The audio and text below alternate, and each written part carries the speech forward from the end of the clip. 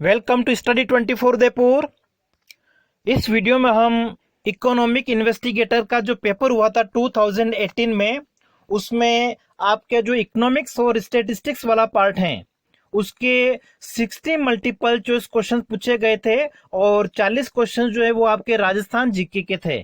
तो इस वीडियो में हम इकोनॉमिक्स और स्टैटिस्टिक्स के जो 60 मल्टीपल चॉइस क्वेश्चन से जो आज देखने वाले हैं, ये आपके आगामी जो भी एग्जाम होते हैं, चाहे वो पीजीटी इकोनॉमिक्स का हो गया, फर्स्ट ग्रेड का हो गया, फर्स्ट ग्रेड और पीजीटी दोनों एक ही बात है। इसके अलावा जैसे आपका स्टेटिस्टिकल ऑफिसर हो गया, एएसओ, संगणक, ये जो विभिन्न एग्जाम आपके होते हैं, उन सभी एग्जाम के लिए आज का जो हमारा वीडियो है वो आपके लिए यूजफुल रहने वाला है।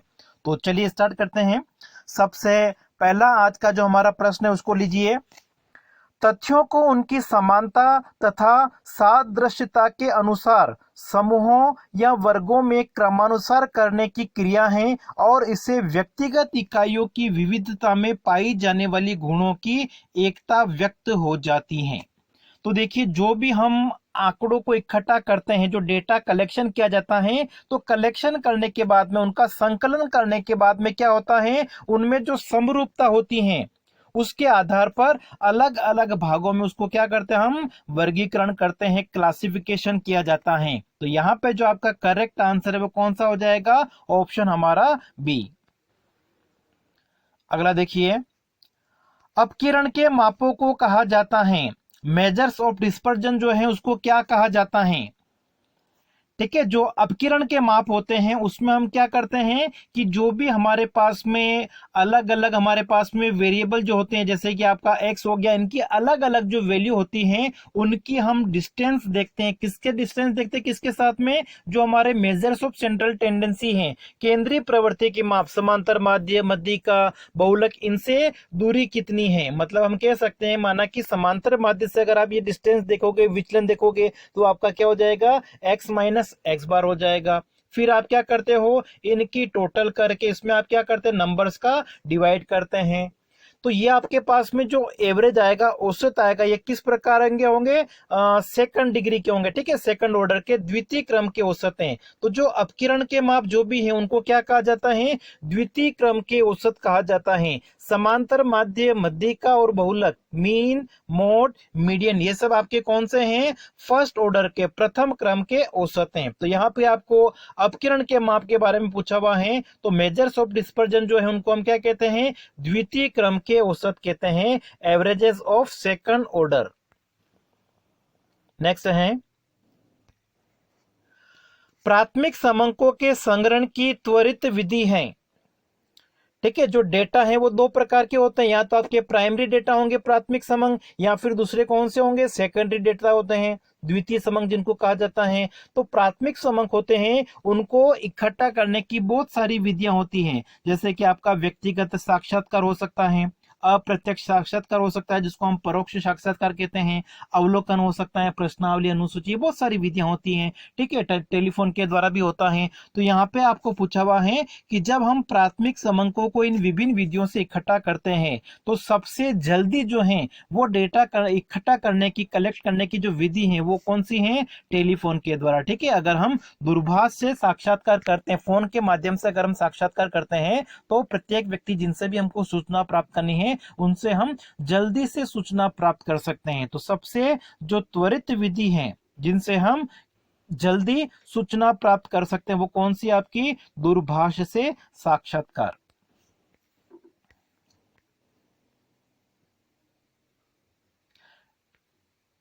अगला देखिए, जनवरी 2017 के माह में इंदौर शहर में 10 दिन 2 इंच, 8 दिन 3 इंच, 5 दिन 4 इंच तथा महीने के शेष दिनों में 5 इंच वर्षा हुई। इंदौर शहर में जनवरी 2017 के माह की औसत वर्षा ज्ञात कीजिए। ठीक है, औसत वर्षा ज्ञात करने के लिए हमको क्या पता होना चाहिए कि जनवरी माह में जो 31 दिन होते हैं उसमें कुल वर्षा कितनी हुई। तो सबसे पहले हम यहाँ पे क्या करेंगे? कुल वर्षा निकाल लेंगे। ठीक है, तो देखिए 10 दिन में हुई आपकी 2 इंच वर्षा, इसका मतलब क्या हो गया? टोटल कितनी होगी आपकी? 20 इंच हो गई। फिर उसके बाद में अगले जो 8 दिन है वहां पे हुई आपकी 3 इंच, तो टोटल कितनी होगी? 8 इंटू 3 कर दीजिए, 24। 4 हो गया। फिर उसके बाद में अगले आपको दे रखे 5 दिन और कितनी हुई 4 इंच, तो 5 चौक 20 आपका ये हो गया 20। ठीक है, टोटल इंच हो रहा है। उसके बाद में शेष बचे हुए दिन कितने हो गए आपके, तो देखो 10 + 8 + 5 ये आपके हो गए 23, और बाकी के जो बचे हुए हैं वो दिन कितने आपके 8 दिन, और 8 दिन कितनी हुई है 5 इंच, मतलब 8 × 5 = 40, ठीक है 40। तो ये टोटल आपकी बारिश जो है वो कितनी हो गई है, तो 20 + 24 + 20 + 40 कर दीजिए, कितना आ जाएगा आपके पास में 104। ठीक है, तो जो जनवरी महीना था उसमें कुल बारिश कितनी हुई है 104 इंच हुई है कुल बारिश। लेकिन यहाँ पे आपको क्या पूछा हुआ है, औसत। तो औसत निकालने के लिए हम क्या करेंगे, इसमें हम 31 दिनों का भाग दे देंगे। ठीक है, तो 104 में अगर आप 31 का डिवाइड करोगे तो ये आपका कितना आएगा, लगभग ये आएगा आपका 3.35। तो करेक्ट आंसर आपका कौन सा हो जाएगा, ऑप्शन डी 3.35 इंच। अगला है, थोड़े से असममित बंटन के लिए माध्य, समांतर माध्य, मध्यिका, बहुलक के मध्य संबंध को निम्न प्रकार से दर्शाया जा सकता है। तो इसके लिए आपको एक सिंपल फॉर्मूला याद रखना है, Z = 3 into median -2 into X bar होता है।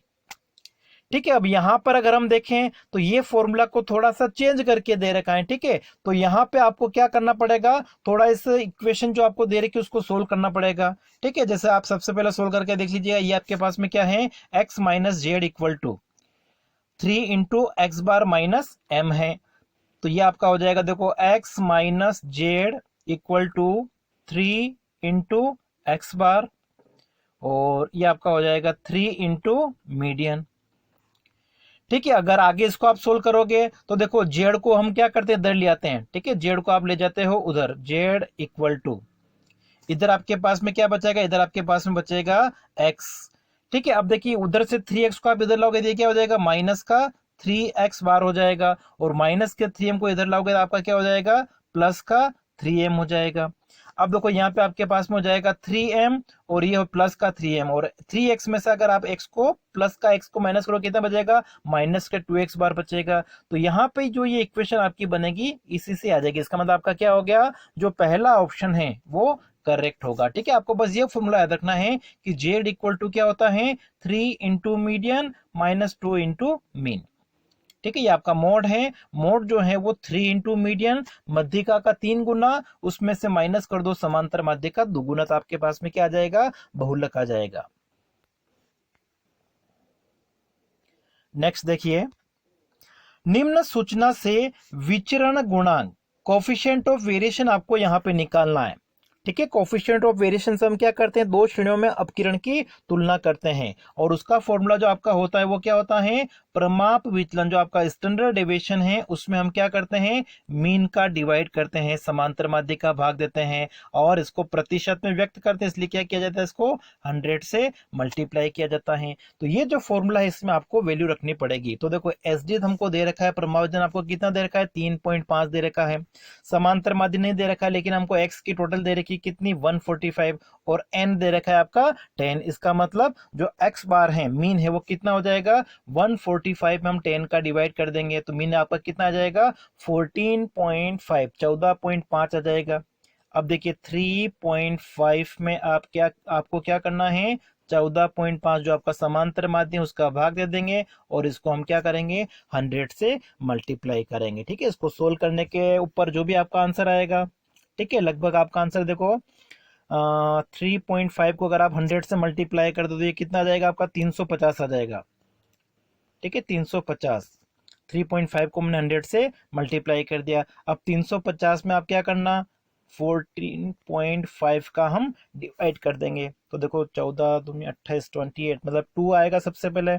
ठीक है, और उसके बाद आपको देखो तो 2 कहाँ पे दे रखा है, देखो आपको, देखो यहाँ ये तो नहीं हो सकता है, ये नहीं हो सकता, सबसे पहले आपके पास में क्या आ रहा है, 2 आ रहा था। इसका मतलब या तो ये होगा या ये होगा। अब देखो यहाँ पे आपको लास्ट डी में क्या दे रखा है, 2.41 दे रखा है। ठीक है, जबकि हमारा आंसर कितना आएगा, 20 से ज्यादा आना चाहिए था। जब आप डिवाइड करोगे थोड़ा अंदाज लगा सकते हैं, तो आपका आंसर क्या आएगा, इसमें ए ऑप्शन आएगा।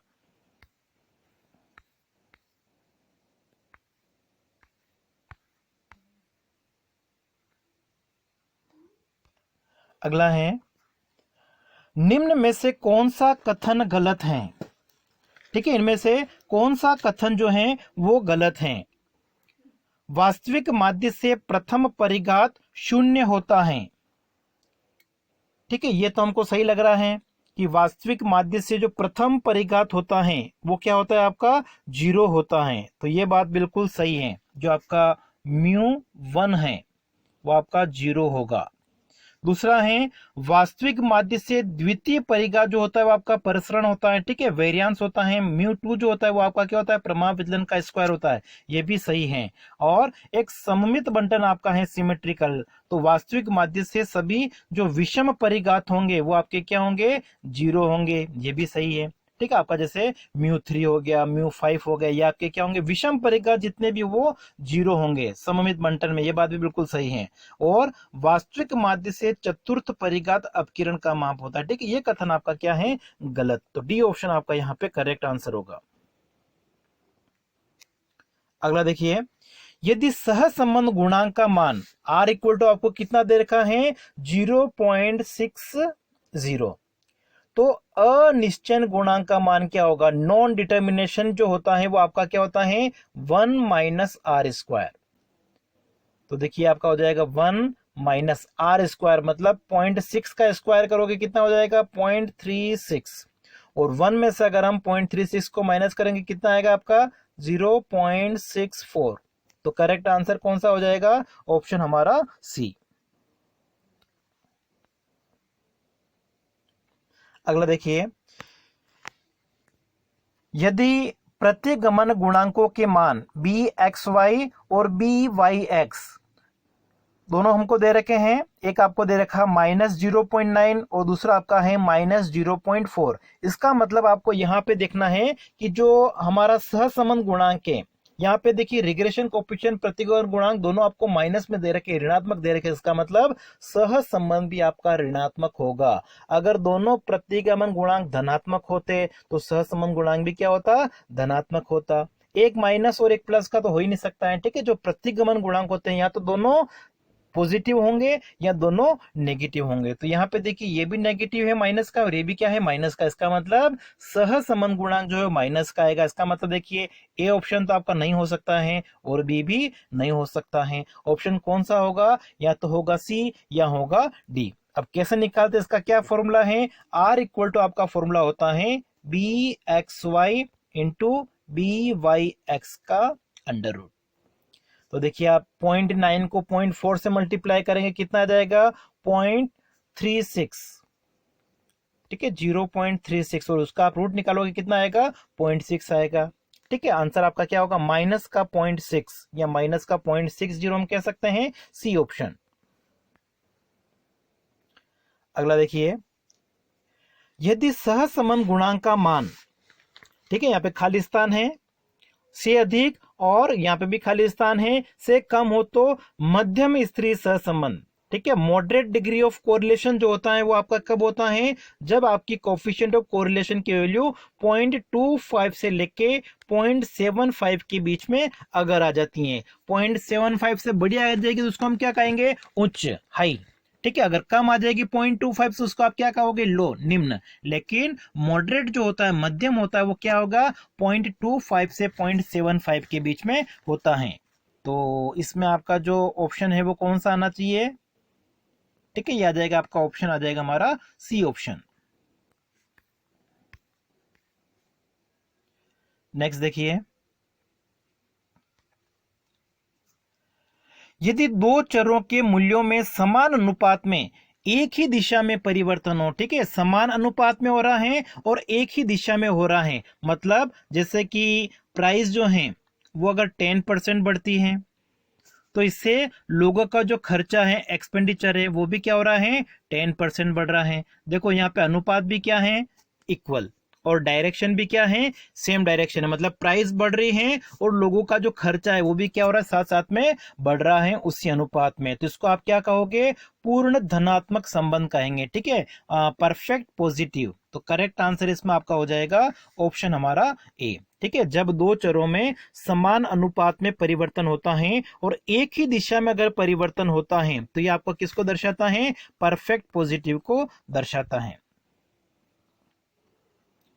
अगला देखिए, calculate Karl Pearson coefficient of correlation. ठीक है, इनसे हमको क्या करना है? कार्ल पियर्सन का सहसंबंध गुणांक निकालना है। एक्स सीरीज में आपके पास में क्या दे रखा है? Number of observation. ये आपके पास में क्या है? एन। ये आपके पास में क्या है? मीन, समांतर माध्य दे रखा है। और ये हमारे पास में क्या दे रखे हैं? प्रमाप विचलन। तो देखिए, इसमें सहसंबंध गुणांक निकालने के लिए आपका जो फॉर्मूला है वो आप कौन सा फॉर्मूला अप्लाई करोगे? आर इक्वल टू, अच्छा एक और नीचे देखिए यहाँ पे टोटल भी आपको दे रखी है 122। ये आपके पास में क्या है? Sum of product of deviation, मतलब जिसको आप क्या बोलते हो? D X D Y. ठीक है, इनकी टोटल हमको दे रखी है अपॉन एन इंटू एक्स का प्रमाण विचलन इंटू वाई का प्रमाण विचलन। ये फॉर्मूला हम क्या करेंगे? यहाँ पे अप्लाई करेंगे। क्या फॉर्मूला आपका रहेगा? R equal to sigma D X D Y upon N multiply by standard deviation of x into standard deviation of y। n x का प्रमाण विचलन और y का प्रमाण विचलन, इस फॉर्मूले में आप वैल्यू रखिए। तो देखिए dx dy आपको कितना दे रखा है यहाँ पे? 122। तो सबसे पहले ऊपर आपका क्या आ जाएगा? 122 अपॉन n कितना है आपका? 15। फिर x का स्टैंडर्ड डेविएशन प्रमाण विचलन कितना है? 3। और y का कितना है? y का देखिए 3.03। 3.03। अब इसको आपको सोल्व करना है। तो देखिए आपका हो जाएगा 122 अपॉन 15 को अगर हम 3 से मल्टीप्लाई करेंगे तो 45, और 45 को अगर आप 3.03 से मल्टीप्लाई करोगे, ठीक है, तो जो भी आता है यहाँ पर इसको करके देख लेते हैं। ठीक है, ये देखिए हिंदी में भी है। तो देखो इसको आपको सोल्व करना है। 122 अपॉन 15 इंटू 3 इंटू 3.03। ठीक है, अब देखो जो आएगा उसको अपन क्या करेंगे? 122 में आप डिवाइड कर दोगे, किसका? मल्टीप्लाई करने पे जो आएगा उसका। तो देखो मल्टीप्लाई अगर करेंगे तो आपका हो जाएगा 122 अपॉन 136 पॉइंट समथिंग कुछ आएगा। ठीक है, और डिवाइड करोगे तो आपका कितना आ जाएगा? ये 0.89। तो देखिए करेक्ट आंसर आपका कौन सा हो जाएगा? इसमें हो जाएगा आपका डी ऑप्शन हमारा।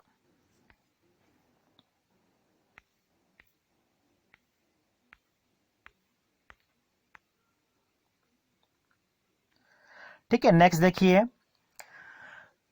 यहां पे हमारे पास में देखिए दो वैल्यू दे रखी हैं। एक तो हमको उत्पादन दे रखा है, ठीक है, गेहूं का उत्पादन दे रखा है आपको सबसे पहले, और दूसरा हमको दे रखा है वर्षा कितनी हुई है। इनका हमको समांतर माध्य दे रखा है और प्रमाप विचलन दिया हुआ है। तो देखिए जो गेहूं का उत्पादन, इसको हम क्या मान लेंगे? x, और ये जो वर्षा दे रखी इसको आप क्या मान लोगे? y मान लोगे। अब हमको यहाँ पे क्या पूछा हुआ है? देखो यहाँ पे आपको पूछा हुआ है कि वर्षा की मात्रा अगर 9 इंच हो तो उपज कितनी होगी उसको ज्ञात कीजिए। मतलब आपको x की वैल्यू निकालनी है, और x की वैल्यू निकालनी, इसका मतलब आपको जो रिग्रेशन इक्वेशन निकालनी है, प्रतिगमन समीकरण, वो आपको कौन सी निकालनी है? x इक्वल टू वाली। इसका मतलब यहाँ पे आप जो एप्लीकेशन हमारी जो इक्वेशन है वो आपकी कौन सी बनेगी? x minus X bar equal to B X Y Y minus Y bar. ठीक है, इस इक्वेशन में आपको क्या करना है? वैल्यू रखनी है। तो देखिए ये तो हो गया हमारा x। अब देखिए x का समांतर माध्य, मतलब जो गेहूं की उपज है उसका समांतर माध्य आपको कितना दे रखा है? 10 दे रखा है। ठीक है, 10 दे रखा है। देखो तो यहाँ पे आ जाएगा आपका 10 इक्वल टू, अब देखिए बी एक्स वाई हमारे पास में नहीं है, तो बी एक्स वाई का आपको फॉर्मूला याद रखना है। बी एक्स वाई का फॉर्मूला आपका क्या होता है? आर इंटू, ठीक है, यहाँ पे पहले देखो पहले फॉर्मूला लिख देता हूं मैं, आर इंटू एक्स का प्रमाण विचलन अपॉन वाई का प्रमाण विचलन और फिर y माइनस वाई बार। ठीक है, तो देखो यहाँ पे भी एक बार x बार लिख लीजिए आप। अब इस इक्वेशन में हम क्या करेंगे? वैल्यू लिखेंगे। ठीक है, बी एक्स वाई अगर नहीं दे रखा है तो बी एक्स वाई को हम कैलकुलेट करेंगे। बी एक्स वाई को हम कैसे कैलकुलेट करेंगे? इस तरीके से, R multiply by standard deviation of X upon standard deviation of Y.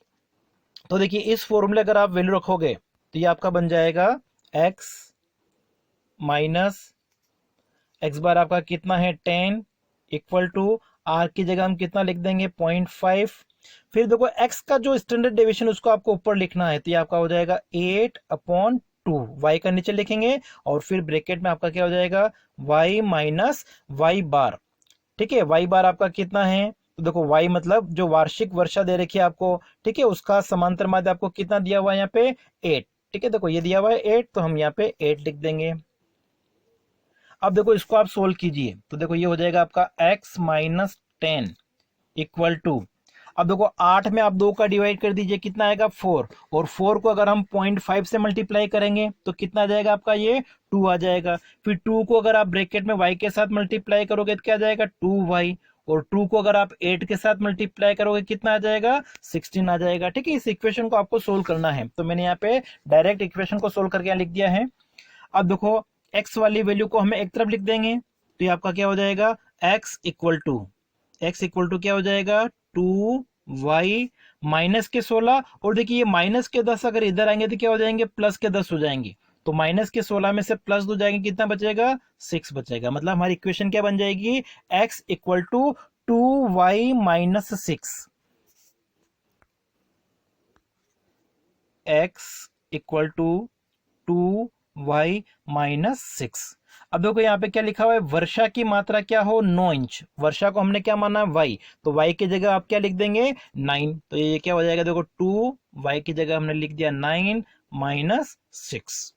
ठीक है, 9 को 2 से मल्टीप्लाई कीजिए 18, 18 में से 6 को माइनस कीजिए, कितना आ जाएगा 12। ठीक है, तो हमारा जो आंसर वो कौन सा हो जाएगा 12। ठीक है, मतलब बी ऑप्शन आपका करेक्ट होगा।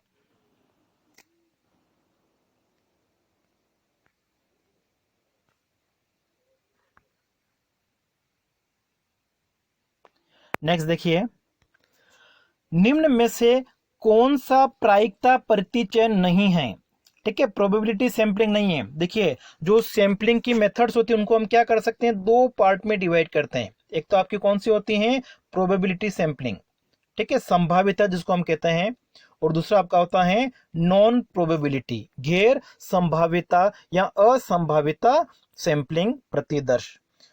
तो देखिए आपका जो प्रायिकता प्रतिचयन है, ठीक है, इनमें से आपका जो मल्टी स्टेज रैंडम सैंपलिंग दे रखा है बहुस्तरीय देव प्रतिचयन, ये आपका किस में आएगा रैंडम सैंपलिंग। ठीक है, प्रायिकता प्रतिचयन के अंतर्गत आएगा। बाकी ये सारी जो आपकी हैं चाहे वो सुविधाजनक हैं, ठीक है, विवेक शून्य प्रत्याशा हो गई हैं, और स्नोबॉल, ये सब आपके किस में आएंगे, ये आपके आएंगे नॉन रैंडम, ठीक है, या नॉन प्रोबेबिलिटी जो आपका सैंपलिंग है उसके अंतर्गत आएंगे। हमको यहाँ पे पूछा हुआ है प्रायिकता प्रतिचयन, प्रोबेबिलिटी जो आपका सैंपलिंग है उसमें कौन सा आएगा बहुस्तरीय देव प्रतिचयन, मल्टी स्टेज। नेक्स्ट है प्रतिचयन की वह रीति जिसमें समग्र की प्रत्येक इकाई को चयन का समान अवसर प्राप्त होता है।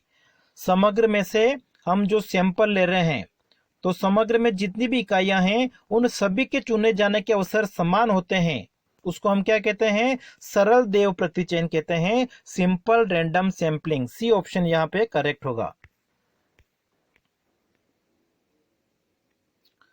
अगला है खाली स्थान है, में समग्र के सभी मदों को वर्णात्मक, भौगोलिक, क्रमवार या किसी अन्य आधार पर क्या करते हैं क्रमबद्ध करते हैं, और क्रमबद्ध करके उनमें से पूर्व निर्धारित मात्रा की इकाइयों को समान दूरी से न्यायादर्श में लिया जाता है, तो इसको क्या कहा जाता है। तो देखिए सबसे पहले हम क्या कर रहे हैं, हमारे पास में जो भी समग्र है उनको हमने क्या किया व्यवस्थित कर दिया। ठीक है, चाहे वो अल्फाबेटिक हिसाब से कर दिया या न्यूमेरिकल 1 2 3 4 के हिसाब से। अब सबसे पहले हमने क्या किया एक इकाई का चयन कर लिया। ठीक है, माना कि 1 से 10 में जैसे ले हमने 5वीं इकाई का चयन कर लिया, और फिर प्रत्येक 10वीं इकाई का चयन करना है। इसका मतलब 5 के बाद में फिर 15, फिर 25, फिर 35, फिर 45 नंबर पे जो भी होगा उनको हमको क्या करना है चयन करना पड़ेगा, सैंपल लेंगे। इसका मतलब इस विधि को हम क्या कहते हैं व्यवस्थित देव निदर्शन विधि कहेंगे, सिस्टमैटिक रैंडम सैंपलिंग कहा जाता है। अगला है ए पैरामीटर, जो प्राचल होता है वो किसकी विशेषता है समग्र की, पॉपुलेशन की। ठीक है, और जो न्यायदर्श होता है सैंपल होता है उसको हम क्या कहते हैं प्रतिदर्शज कहते हैं। ठीक है, जो सैंपल का मान होगा उसको आप क्या कहोगे प्रतिदर्शज। स्टेटिस्टिक। अगला है समग्र की सभी इकाइयों की सूची। ठीक है, जो हमको सैंपल लेना है उसमें जो भी समग्र हैं उसकी एक सूची होती है। सबसे पहले उस सूची को क्या कहा जाता है? ठीक है, समग्र की सूची को क्या कहा जाएगा? तो इसमें आपका जो करेक्ट आंसर वो कौन सा हो जाएगा? ऑप्शन हो जाएगा हमारा सैंपलिंग फ्रेम कहा जाता है, प्रतिचयन ढांचा कहा जाता है उसको।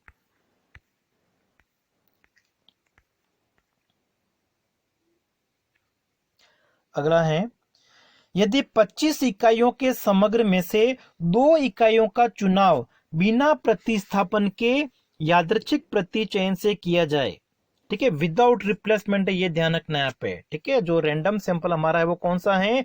Without replacement. तो ऐसे प्रतिदर्श की कुल संख्या कितनी होगी? तो देखो विदाउट रिप्लेसमेंट में हमारा फॉर्मूला क्या होगा? NCR। ठीक है, यहाँ पे 25 में से हमको 2 का चयन करना है, 25 में से हम 2 ले रहे हैं, तो यहाँ पे आपका जो फॉर्मूला है वो क्या बन जाएगा? ये आपका हो जाएगा 25 फैक्टोरियल अपॉन 25 माइनस 2 फैक्टोरियल और 2 फैक्टोरियल। ठीक है, अब अगर इसको आप सोल्व करते हो तो देखो नीचे आपका क्या हो जाएगा? 25 फैक्टोरियल तो ऊपर रहेगा, 25 फैक्टोरियल। ठीक है, फिर 25 में से अगर आप 2 को माइनस करोगे नीचे कितना बचेगा? 23 फैक्टोरियल और फिर बचेगा ये 2 फैक्टोरियल। अब देखिए नीचे 23 फैक्टोरियल है और ऊपर कितना है? 25। तो 23 से 23 को कैंसिल कर दो तो ऊपर आपके पास में कितना बचेगा? 25 इंटू 24। ठीक है, बाकी के जो हैं इसके नीचे जो 23 उसके साथ में कैंसिल हो गए। अब नीचे क्या बचेगा आपका? 2 फैक्टोरियल ही बचेगा। 2 फैक्टोरियल का मतलब 2 इंटू 1। अब देखिए 25 को अगर हम 24 से मल्टीप्लाई करेंगे तो आपका कितना आएगा? 600 आएगा। और 600 में अगर आप 2 का डिवाइड करोगे कितना बन जाएगा आपका? 300 आ जाएगा। ठीक है, तो इसमें आपका आंसर कौन सा होना चाहिए? बी। नेक्स्ट है बाढ़, युद्ध, अकाल आदि के कारण परिवर्तन आना किसका उदाहरण है? ठीक है, बाढ़, अकाल, युद्ध, इसके कारण अगर किसी प्रकार के कोई परिवर्तन आते हैं तो ये आपके कौन से हैं? रैंडम फ्लक्चुएशन कहलाते हैं। इनको हम देव उच्चावचन कहेंगे। तो करेक्ट आंसर आपका हो जाएगा ऑप्शन ए। अगला है किसी अर्थव्यवस्था में समृद्धि, प्रतिसार, अवसाद, ठीक है, प्रोस्पेरिटी हो गया, आपका रिसेशन हो गया, डिप्रेशन हो गया, ये एक तरह से समय कुछ समय तक बने रहते हैं। ठीक है, तो इसलिए इनको हम क्या कहते हैं? चक्रीय उच्चावचन कहते हैं, साइक्लिकल फ्लक्चुएशन कहा जाता है इन्हें। अगला देखिए यहाँ पे खाली स्थान है के विचार के अंतर्गत अल्पकालीन परिवर्तन सम्मिलित नहीं होते हैं बल्कि दीर्घकाल में हुए नियमित परिवर्तनों को सम्मिलित किया जाता है। दीर्घकाल मतलब जो सेकुलर ट्रेंड जिसको हम कहते हैं, उपनति मूल्य जो आपके होते हैं, ए ऑप्शन। ठीक है, इसमें हम क्या करेंगे? केवल दीर्घकाल में जो परिवर्तन हुए हैं उसी को सम्मिलित करते हैं। अगला है चल माध्य विधि का प्रयोग डैश को ज्ञात करने के लिए किया जाता है। ठीक है, मूविंग एवरेज मेथड जो होती है उसका प्रयोग भी कहां पे किसके लिए किया जाता है? सेकुलर ट्रेंड जो आपके होते हैं, दीर्घकालीन उपनति होती हैं उसको ज्ञात करने के लिए। दीर्घकालीन उपनति को ज्ञात करने के लिए देखिए एक तो आप यूज करते हो न्यूनतम वर्ग रीति का, लिस्ट स्क्वायर मेथड का यूज करते हैं हम एक। दूसरा हम यूज करते हैं मूविंग एवरेज मेथड जिसको हिंदी में हम कहते हैं चल माध्य रीति। और तीसरी विधि आपकी होती है semi average method, semi average method Hindi में जिसको हम कहते हैं अर्ध माध्य रीति। ये तीनों विधियों का प्रयोग कहां पे किया जाता है? सेकुलर ट्रेंड जो दीर्घकालीन उपनति मूल्य होते हैं उनको निकालने के लिए किया जाता है। तो यहाँ पे आपका करेक्ट आंसर कौन सा हो जाएगा? A option.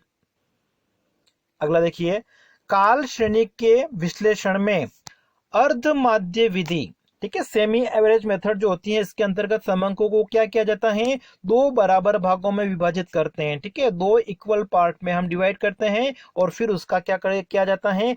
एवरेज निकाला जाता है। तो ये आपका हो जाएगा इसमें बी ऑप्शन। और फिर दोनों पार्ट का जो एवरेज आएगा उसको आधार मान के फिर बाकी पूरी जो हमारे पास में काल श्रेणी दे रखी है उसके मूल्य हम क्या निकालेंगे, सेकुलर ट्रेंड निकालेंगे, दीर्घकालीन उपनति मूल्य निकाले जाते हैं। इसमें दो समान भागों में विभाजित किया जाता है, इसलिए बी ऑप्शन आपका यहाँ पे करेक्ट है।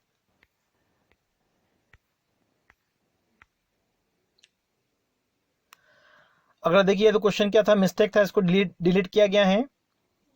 अगला है,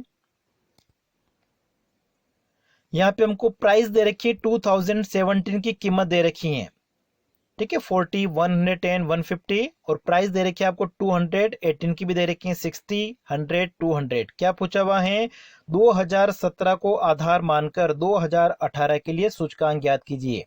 तो यहाँ पे देखिए प्राइस दे रखी है, ये आपका बेस ईयर है 2017, ये आपका करंट ईयर है 18, इन दोनों की प्राइस दे रखी है। तो यहाँ पे आपका फॉर्मूला कौन सा लगेगा, sigma P1 upon sigma P0 multiply by 100, ठीक है। P1 का मतलब 2018 की जो प्राइस है उसको आप ऐड कर लीजिए। तो देखो 200 प्लस 100 प्लस 60 कितना हो जाएगा, 360। तो 360 अपॉन 2017 की प्राइस कितनी है, 40, 110, 150, तो आपका आ जाएगा 300, और मल्टीप्लाई कर देंगे इससे हम 100 से। तो 20 से 20 कैंसिल, 360 में 3 का डिवाइड करोगे, ठीक है, तो 120 आ जाएगा आपका आंसर। 120 मतलब ये हो जाएगा आपका सी ऑप्शन। नेक्स्ट देखिए, 2015 में किसी कर्मचारी का वेतन कितना था, 8,000 रुपये प्रति माह था। 2015 में उपभोक्ता कीमत सूचकांक आपका 160 था। 2019 में बढ़ के कितना हो गया, 200 हो गया। ये यदि उसे कीमत में वृद्धि के लिए पूर्णतः क्षतिपूर्ति दी जाए तो 2019 में उसे कितना अतिरिक्त महंगाई भत्ता दिया जाना चाहिए।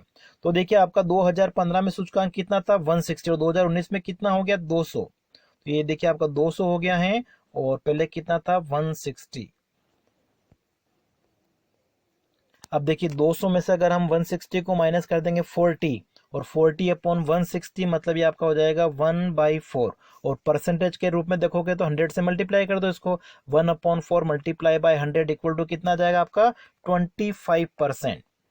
मतलब जो इनकम आपकी 2015 में थी 8,000, उसका 25% कितना होता है, 2,000।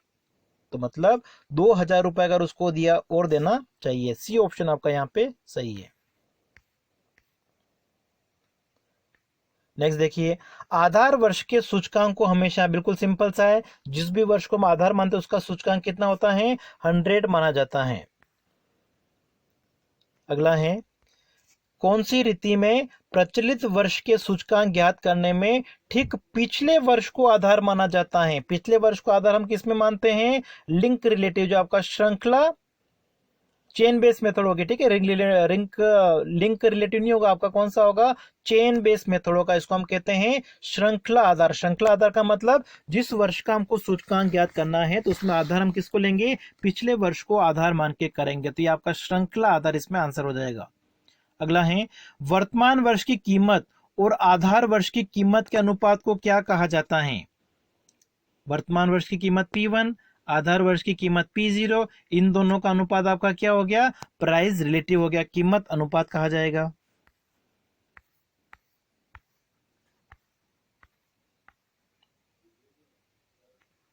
अगला है, यदि आधार वर्ष की तुलना में वर्तमान वर्ष में सभी वस्तुओं की कीमतें 1.25 गुना बढ़ गई हैं तो वर्तमान वर्ष में कीमत सूचकांक क्या होगा।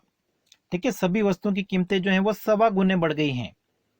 आधार वर्ष में हम 100 मानते हैं, और 1.25 गुना बढ़ने का मतलब क्या हो गया, 125, 125 बढ़ गया है, मतलब 100 प्लस 125 का मतलब क्या हो गया, 225। अगला है, वाइटल इंडेक्स, जन्म मृत्यु सूचकांक जो होता है वो क्या होता है, जन्म संख्या, ठीक है, अपॉन जो मृतकों की संख्या है, और उसको हम क्या कर देंगे, 100 से मल्टीप्लाई कर देंगे। अगला है, वर्तमान आयु विशिष्ट प्रजनन दर पर अपना प्रजनन जीवन पूरा करने वाली महिलाओं से पैदा होने वाली बेटियों की औसत संख्या को क्या कहा जाता है? ठीक है, तो इसमें आपका जो आंसर है वो कौन सा होना चाहिए? ये आपका हो जाएगा, ऑप्शन हो जाएगा इसमें सी। ठीक है, इसको हम कहते हैं GRR, सकल प्रजनन दर कहा जाएगा।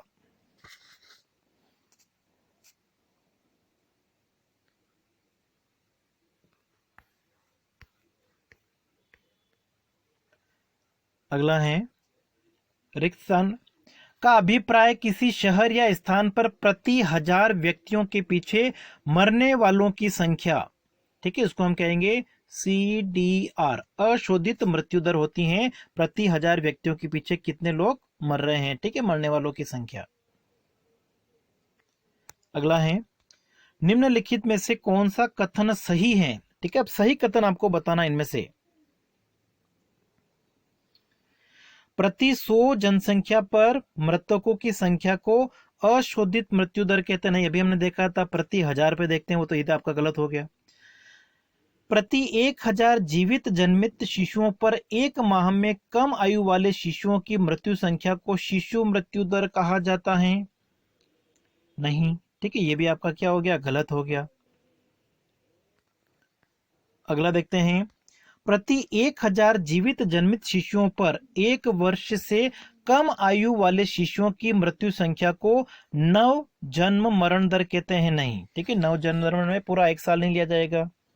और प्रति 1,00,000 जीवित जन्मित शिशुओं पर गर्भ धारण व प्रसव के कारण हुई जटिलताओं से मरने वाली स्त्रियों की संख्या को मातृत्व मरण दर जो होती है वो 1,00,000 के ऊपर आधारित होती है। मतलब आपका डी ऑप्शन यहाँ पे करेक्ट है।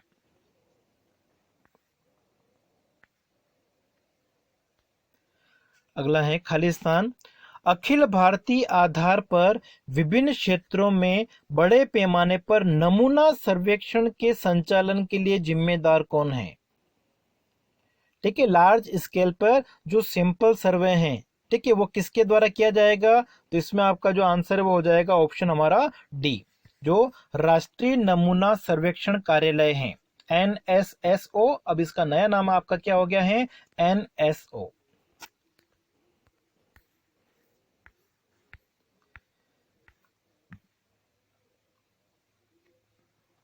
नेक्स्ट है, आर्थिक और सांख्यिकी निदेशालय राजस्थान के निदेशक कौन हैं?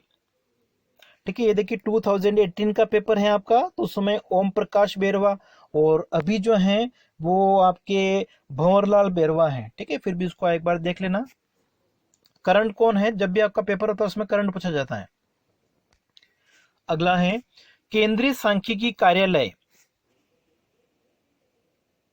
CSO आपका, ठीक है, का देश खालिस्तान है। प्रभाग राष्ट्रीय लेखों के निर्माण के लिए उत्तरदायी हैं, जिसमें सकल घरेलू उत्पाद, सरकारी और निजी अंतिम उपभोग व्यय, निश्चित पूंजी निर्माण और अन्य समष्टि आर्थिक समग्र शामिल होते हैं। ठीक है, तो इसको आप कहोगे राष्ट्रीय लेखा कहेंगे इसको हम। ठीक है, इसको हम क्या कहेंगे? ये हमारे नेशनल अकाउंट्स कहलाएंगे। अगला है, किस वर्ष में सांख्यिकी एवं कार्यक्रम क्रियान्वयन मंत्रालय का उद्भव एक स्वतंत्र मंत्रालय के रूप में हुआ है? ठीक है, स्वतंत्र मंत्रालय के रूप में इसका जो उद्भव है वो कब हुआ था? 99 में। ठीक है, 99। तो ये आपका हो जाएगा इसमें ए ऑप्शन। अगला है, राष्ट्रीय भारत परिवर्तन संस्थान नीति आयोग। ठीक है, नीति आयोग का जो गठन है वो कब हुआ था? 1 जनवरी 2015 को। इसमें आपका हो जाएगा सी ऑप्शन।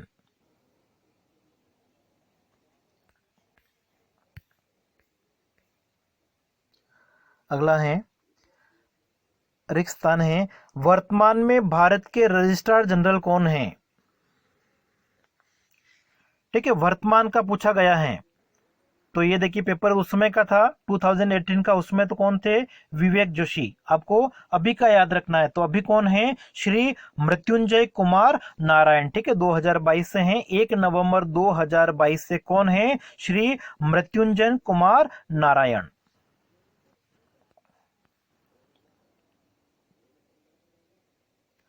अगला है, राष्ट्रीय लेखों की प्रणाली के बारे में निम्न में से कौन सा कथन सही नहीं है? कौन सा कथन सही नहीं है वो बताना आपको। पहला आपका है, राष्ट्रीय लेखा प्रणाली का उद्भव राष्ट्र संघ की राष्ट्रीय आय सांख्यिकी पर रिचर्ड स्टोन की समिति में देखा जा सकता है, बिल्कुल सही है।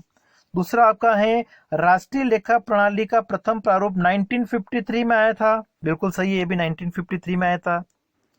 और जो आपका नवीनतम प्रारूप है वो आपका 2008 में आया है। ठीक है, यहाँ पे लिखा हुआ है राष्ट्रीय लेखा प्रणाली का नवीनतम प्रारूप 2013 में आया, नहीं 2008 में आया। और 2015 में राष्ट्रीय आय की गणना में राष्ट्रीय लेखा प्रणाली के नवीनतम प्रारूप को अपनाया गया। तो यहाँ पे आपका करेक्ट आंसर कौन सा हो जाएगा? Option C. हमको पूछा है कौन सा कथन सही नहीं है, तो राष्ट्रीय लेखा प्रणाली का नवीनतम प्रारूप 2013 में जारी नहीं किया गया। कब किया गया था? 2008 में। अगला है, मांग की कीमत लोच की गणना कीजिए। देखिए, मांग की कीमत लोच का आपका फॉर्मूला होता है delta Q upon delta P into P upon Q. ठीक है, डेल्टा क्यू का मतलब देखिए मांग में परिवर्तन कितना हुआ, यहाँ पे पहले मांग आपकी थी 1000, अब हो गई 1500, तो परिवर्तन कितना हुआ? 500 का। कीमत में कितना परिवर्तन हुआ? पहले 10 थी, अब 8 हो गई, 2 का परिवर्तन हुआ। इंटू पी का मतलब पहले वाली कीमत कितनी है आपकी? 10, और क्यू का मतलब पहले वाली मात्रा कितनी है? 1000। ठीक है, इसको आप सोल्व कर लीजिए। 500 को अगर आप 10 से मल्टीप्लाई करोगे 5000, 5000 में 1000 का भाग दोगे 5 आएगा, और 5 में आप 2 का डिवाइड कर दीजिए तो कितना आ जाएगा? 2.5। ठीक है, साइन को हमने इग्नोर कर दिया। यहाँ लोच वैसे भी किस में होती है? माइनस में होती है। तो करेक्ट आंसर आपका हो जाएगा ऑप्शन हमारा सी।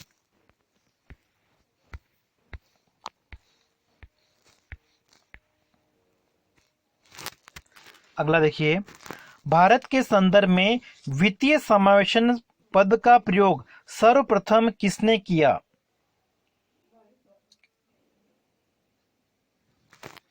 ठीक है, वित्तीय समावेशन का मतलब क्या हो गया कि जो हमारा आर्थिक विकास हो रहा है उसका लाभ सभी के लोगों को मिले, मतलब गरीब से गरीब हम कह सकते हैं, या जो नीचे से नीचे, मतलब जो अंतिम छोर पर खड़ा व्यक्ति है, सभी व्यक्तियों को इसका लाभ मिलना चाहिए। मतलब जो भी आर्थिक सुधार किए जा रहे हैं उसके लाभ से कोई भी व्यक्ति वंचित नहीं रहे। और ये जो अवधारणा है इसका सर्वप्रथम प्रयोग हुआ था 2005 में। ठीक है, वाईवी रेड्डी के द्वारा इसका प्रयोग किया गया था। ठीक है, जो हमारे आरबीआई के गवर्नर रह चुके हैं। अगला देखिए, भारतीय वित्तीय प्रणाली कोष कोड। ठीक है, IFSC कोड होता है ना, बैंक में जब हम जाते हैं पैसा ट्रांसफर कराते हैं, बैंक का हर एक बैंक का अलग अलग IFSC कोड होता है। तो उसके बारे में निम्न में से कौन सा कथन गलत है? इसमें 12 अक्षरांकीय संकेतक होते हैं, नहीं 12 नहीं होते, इसमें कितने होते हैं आपके? 11 होते हैं। ठीक है, 11 में प्रथम जो 4 अक्षर होते हैं, इसमें जनरली 4 अक्षर आपके कौन से होते हैं? अल्फाबेट होते हैं, ABCD, ये इनमें से होते हैं। तो ये आपके 4 अक्षर संकेतक बैंक को दर्शाते हैं। जैसे पंजाब नेशनल बैंक है तो प्रथम 4 अंक आपके कौन से होंगे? PUNB होगा। बीच में जो 5वें नंबर पे होता है वो क्या होता है? 0 होता है। ठीक है, तो इसका 5वां संकेतक 0 होता है, जो भविष्य के उपयोग के लिए सुरक्षित रखा गया है, ये भी सही है। और सी में आपको क्या दे रखा है?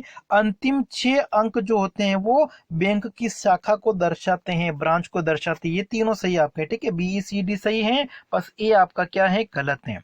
12 की जगह इसमें कितने होते हैं? 11 होते हैं। अगला है, भारत नियोजन के निर्माता किसको कहा जाता है? ठीक है, हमारी जो द्वितीय पंचवर्षीय योजना आई थी वो किसके मॉडल पे आधारित थी?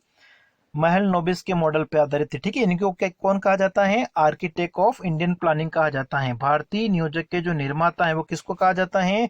PC महल नोबिस को कहा जाता है। अगला है, जब किसी वस्तु की पूर्ति में आनुपातिक परिवर्तन उस वस्तु की कीमत में आनुपातिक परिवर्तन से कम होता है। ठीक है, कीमत में माना कि 10% का परिवर्तन हुआ है और मांग में परिवर्तन कितना हुआ है? 5% का हुआ है। ठीक है, ये पूछा हुआ देखो कि वस्तु की पूर्ति, अच्छा पूर्ति मांग नहीं है। ठीक है, वस्तु की पूर्ति में अगर 10% का परिवर्तन हुआ, ठीक है, वस्तु की पूर्ति में आनुपातिक परिवर्तन उस वस्तु की कीमत में आनुपातिक परिवर्तन से कम होता है। मतलब पूर्ति में आनुपातिक परिवर्तन आपका कम हुआ है। माना कि पूर्ति में आनुपातिक परिवर्तन कितना है 5% और कीमत में आनुपातिक परिवर्तन कितना है 10%। मतलब कीमत की तुलना में पूर्ति में अगर परिवर्तन कम अनुपात में होता है तो इसको हम क्या कहेंगे, बेलोजदार कहेंगे। ठीक है, इसको आप कहोगे इन इलास्टिक। तो यहाँ पे जो हमारा करेक्ट आंसर है वो कौन सा हो जाएगा, ऑप्शन हो जाएगा हमारा सी।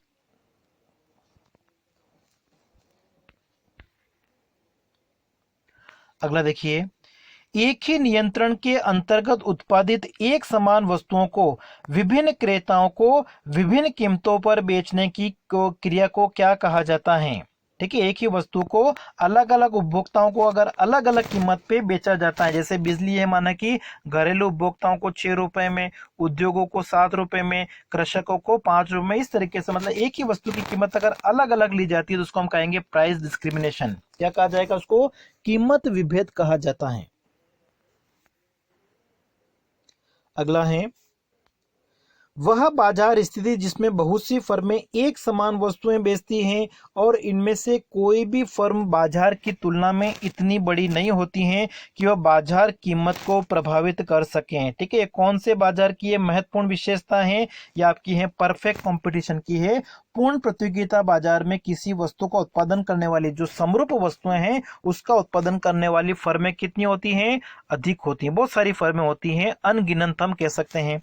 और कोई भी व्यक्तिगत फर्म जो होती हैं वो बाजार को प्रभावित करने की स्थिति में नहीं होती है। बहुत महत्वपूर्ण विशेषताएं कौन से बाजार की हैं, पूर्ण प्रतियोगिता बाजार की विशेषता है। जबकि एकाधिकार में क्या होता है, केवल एक फर्म होती है। अल्पाधिकार में क्या होता है, फर्मों की संख्या कुछ फर्में होती है। ठीक है, जो बड़ी फर्में होती है वो क्या होती हैं, कुछ फर्में। ठीक है, हम 8-10 कह सकते हैं। एकाधिकार प्रतियोगिता में फर्मों की संख्या अधिक होती है, लेकिन पूर्ण प्रतियोगिता में बहुत अधिक होती है। तो यहाँ पे आपका जो आंसर है वो कौन सा है, डी ऑप्शन हमारा। अगला देखिए, यह किसने कहा मुद्रास्फीति अन्यायपूर्ण है किंतु मुद्रा संकुचन अनुपयुक्त है। ठीक है, मुद्रास्फीति क्या है, अन्यायपूर्ण, और मुद्रा संकुचन जो है वो अनुपयुक्त है। और दोनों में से मुद्रा संकुचन जो मंदी की स्थिति होती है वो ज्यादा खराब होती है। ये वर्ड आपके किसके हैं, प्रोफेसर किन्स के हैं। अगला देखिए, राष्ट्रीय आय के मापने में 3 विधियां, उत्पादन विधि, आय विधि और व्यय विधि के महत्व पर जोर देने वाले पहले अर्थशास्त्री कौन हैं। तो ये आपके हैं प्रोफेसर शुम्पीटर।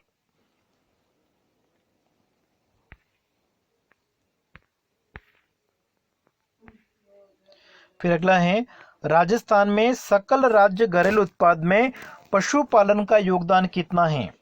ठीक है, तो ये देखिए सारे ऑप्शन इसमें क्या है, गलत है, इसलिए इस क्वेश्चन को डिलीट किया गया है। और वर्तमान समय में अगर हम देखें, ठीक है, 2022-23 के अनुसार देखें तो जो पशुपालन क्षेत्र है उसका योगदान कितना है, 46 पॉइंट में कुछ ऊपर है। और कृषि क्षेत्र का योगदान इससे थोड़ा कम है, मतलब 46.0 है। मतलब सेकंड नंबर पे जो है वो आपका कौन सा है, कृषि क्षेत्र है। और मतलब जो हम प्राथमिक क्षेत्र की बात करते हैं उसमें जो आपका पशुपालन का योगदान है वो कितना है, कृषि एवं उससे जो संबंध क्रियाएं हैं उसमें पशुपालन का जो योगदान है वो सबसे ज्यादा है। और ये हमने कहा ये फसल का है, मतलब सेकंड आपका। ठीक है, फसलों का जो योगदान है 46% के आसपास, 46.0 है। लेकिन पशुपालन का जो योगदान है वो 46.4 या 46.6 है, तो वो थोड़ा ज्यादा है, इसलिए नंबर 1 आपका पशुपालन का योगदान है कृषि और उससे संबंध आर्थिक क्रियाओं में। अगला है, ठीक है, ये मानव विकास सूचकांक के बारे में है। इसमें भी आपको जो लेटेस्ट डेटा आते हैं वही याद रखने हैं। 2011 की जनगणना के अनुसार राजस्थान के किस जिले में ग्रामीण महिला साक्षरता दर के बारे में पूछा हुआ है। ठीक है, ग्रामीण महिला साक्षरता जो दर है वो सर्वाधिक आपकी होनी चाहिए झुंझुनू में। ठीक है, डी ऑप्शन। अगला है, तेंदुलकर के अनुमानों के अनुसार 2011-12 में राजस्थान में गरीबी से नीचे जनसंख्या का जो प्रतिशत वो कितना था आपका, 21.9%। ठीक है, और 21.9% आपको चारों ऑप्शन में नहीं दिया गया है, तो इस क्वेश्चन को भी डिलीट किया गया था।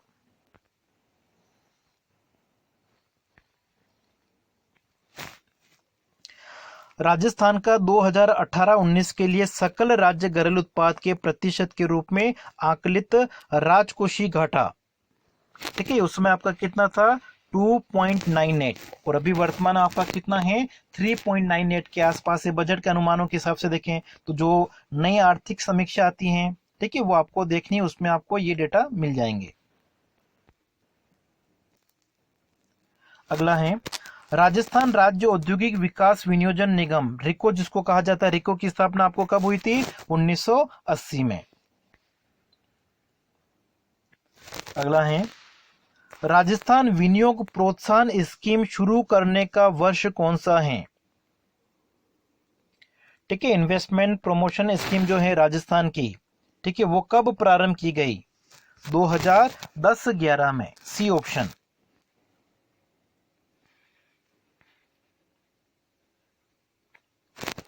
फिर आपका है निम्नलिखित में से राजस्थान के किस पावर स्टेशन की अधिस्थापित क्षमता सर्वाधिक है, ठीक है, ये जो आपको दे रखे हैं इनमें से अधिष्ठापित क्षमता जो है ऊर्जा की वो सबसे ज्यादा किसकी है, ठीक है, तो जो सबसे बड़ा आपका है इनमें से वो कौन सा है, छबड़ा थर्मल पावर स्टेशन, ठीक है, इसकी क्षमता जो है वो सबसे ज्यादा है।